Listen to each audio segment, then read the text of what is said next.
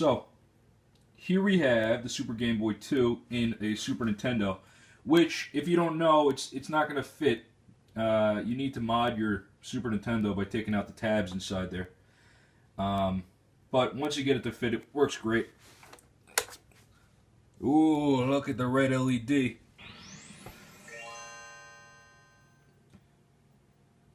we go. So now with the Super Nintendo controller, you got to hit L and R at the same time. And it brings up that little thing down there. And we have some options here.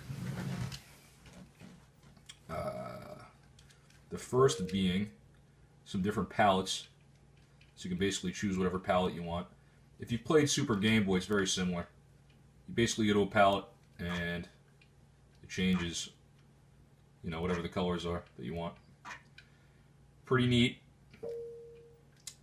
The border, these are a little bit different apparently than the other Super Game Boy. I don't remember them being that much different. Oh.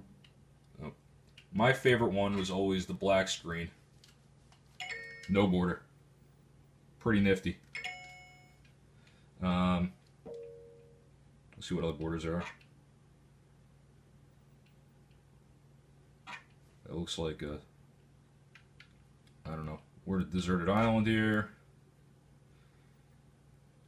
Stupid wallpaper. Yeah, I mean, these are all pretty lame. I mean, whatever. What is this? Dolphins. Rainforest. We're in somewhere in Japan, probably. And that last one, apparently you could draw on the sides. And this is to configure the controls, which I like doing for this game in particular. It switches A and B, so you can jump more like Super Mario World on the Super Nintendo. And what else can you do here? What else? So you can color. I don't know, whatever. It's just a bunch of crap. Basically, get this thing, A for multiplayer, B because it runs at the freaking correct speed. We'll check out some gameplay here.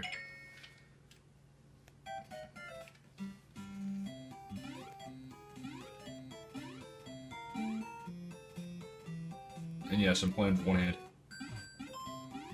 Okay, so for those of you who do not know, to play the Super Game Boy 2 on the Super Nintendo requires a bit of a modification. Very simple, and the reasoning is because if you look on a regular Super Nintendo cartridge, we have the couple slits right there, which are the only reason they're actually there, is to prevent you from playing import games. If you look in the bottom here, those slits do not exist, thus preventing you from putting a Super Game Boy 2 or anything shaped like this into a Super Nintendo. Apparently it also gives a little bit of a secure, snug fit in there, but who the hell cares, right? So to mod our Super Nintendo, this one's already been done. It looks like crap because I wanted to play some Super Game Boy 2. So, but if you want to get, alright, basically skip all that shit first. See those tabs, plastic tab on the other side, that they used to be there, they're no longer there. I took some of these guys, right? Basically stick it in there and chop them off. You circumcise, alright? After you circumcise, you'll be able to play Super Game Boy 2 games. And any other Japanese, European games. Well, not any other, but most of them will fit in there anyways. Mortal Kombat 2 still fits. Still wobbles. Whatever. If you want to get crazy, there are other videos on how to do this. You know, if you want a nice clean look. But how many people are going to be like, ew, that's disgusting. The Super Game Boy, the original one, was released back in 1994 at some point. And everything was cool up until Pokemon came out.